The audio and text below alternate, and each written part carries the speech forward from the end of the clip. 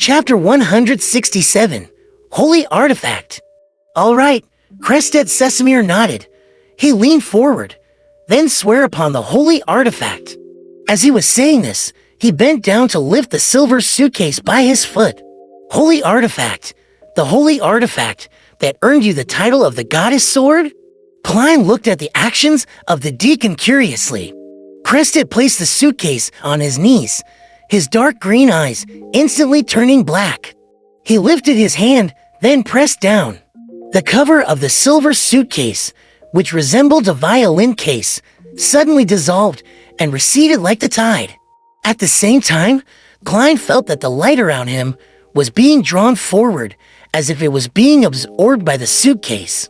Apart from the lights from the classic lamps that lined the walls, as well as the silver splendor that spiraled within the suitcase, the alchemy room turned pitch dark. The scene looked extremely strange. Puff with that crisp snapping sound, Crested Sesamir opened the suitcase, revealing the pure white bone sword that lay within. Yes, a bone sword. The moment Klein saw the sword, he knew instinctively that it was mainly made out of bone. The short sword silently released a pure white glow in the pitch-dark alchemy room, as if it were a moon hanging high in the night sky or a lighthouse in the middle of a storm.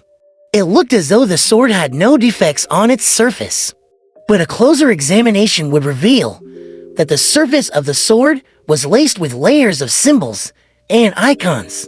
These mysterious patterns intertwined to form the body of the sword. Klein observed the holy sword, suddenly realizing that he couldn't look away.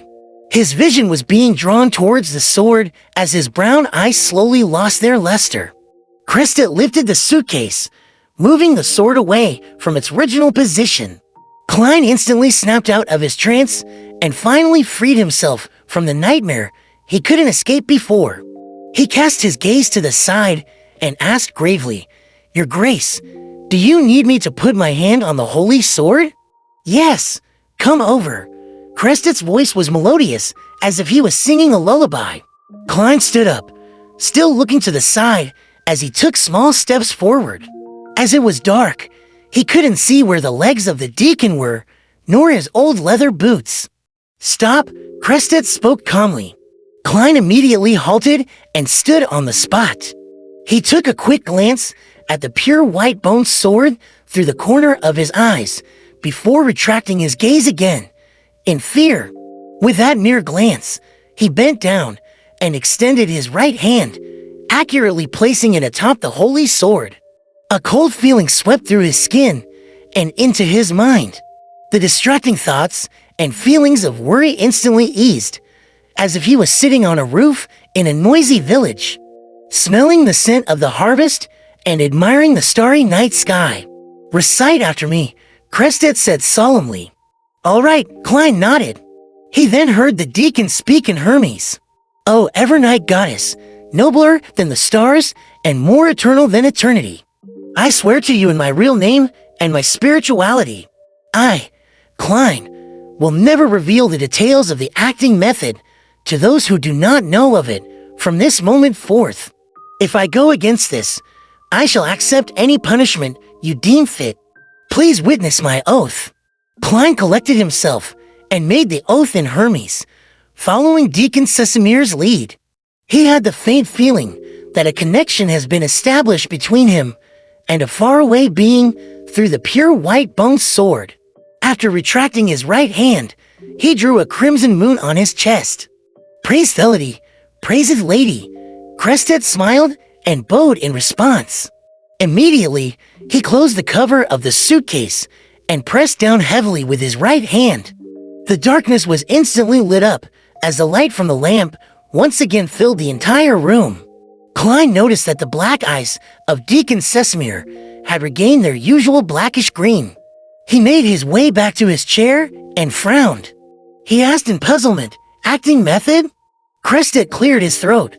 Without answering the question directly, he instead smiled and said, "You might feel a little confused and not understand what I'm about to tell you, but I cannot explain why that is so, for that involves the secrets of the church. You will only have the right to know after you become an archbishop or a high-ranking deacon. Klein looked at Sesamir and added inwardly before Sesamir could say it. You will only be permitted to know after you become a core member of the church, such as an archbishop or a high-ranking deacon, Crested emphasized. Klein nodded sternly. Crested placed the silver suitcase back beside his foot and crossed his legs. In the long history of time, the church has had generations upon generations of genius beyonders slowly figuring out a way to avoid losing control. And the core to this method is the name of the potion. It's not only critical, it's also the key. After looking at Klein's thoughtful expression, Crested continued. We have realized that the names of the potions all point to a certain group, and this group has their own approach and operates in unique ways. In simpler terms, there are a set of rules that come with the name of the potion, different rules for different potions. When we follow these rules strictly, the risk of losing control is reduced to a minimum. Similar to my set of seer principles, Klein took the opportunity to ask.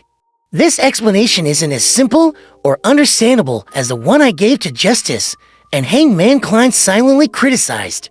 Yes, Crested gave an affirmative answer. When we follow the rules of the potion, we become more and more like the group described by the name of the potion. In other words, we are acting as the job that the name of the potion points us toward. That is the acting method. You must remember, the spirituality of every individual is special, unique. Even though the core rules must be followed by the people who consume the same potion, there are always certain variations to the rules that are unique to the individual. Thus, the experiences of others can only serve as a guide. That is a point that I didn't realize, Klein said sincerely. Thank you for informing me. I will remember that. Crested laughed. These are the experiences accumulated over the generations. After using the acting method, we not only gain mastery over the potion, we're also digesting it, just as we would our food. When you truly digest the potion, you will feel a unique, mysterious sensation. Understood? I understand. Digestion. This term is very appropriate. Klein pretended to be deep in thought. After Crested explained the method in more detail, Klein weighed his words as he asked, Your Grace, since the name of the potion is not only the core, but also the key, then how did the first Beyonders obtain them? I heard that it was recorded on the blasphemy slate? Yes, that is correct, Crested replied frankly. But the blasphemy slate was inscribed with the ancient names. The names of the potions, which we use today, were derived in part from divine revelations.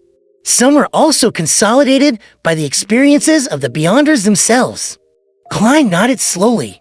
He pursed his lips and asked, Your Grace, since the acting method is so effective, why wouldn't the church tell every Nighthawk about it? I have said that it is a secret of the church. You will understand the reason behind it once you become an archbishop or a high-ranking deacon, Crested answered, unfazed. All right, return upstairs and tell the rest of the Nighthawks to come down one at a time. I have to carry out the final step of the examination. That's to keep Fry and the others from divulging the acting method? Klein thought as he stood up. He then bade farewell, following the Nighthawk's etiquette. He made his way past the corridor and up the stairs, returning to the Blackthorn Security Company. He saw them smoking his pipe near the entrance of the basement. With a smile, Klein took the initiative to say, There shouldn't be any more problems.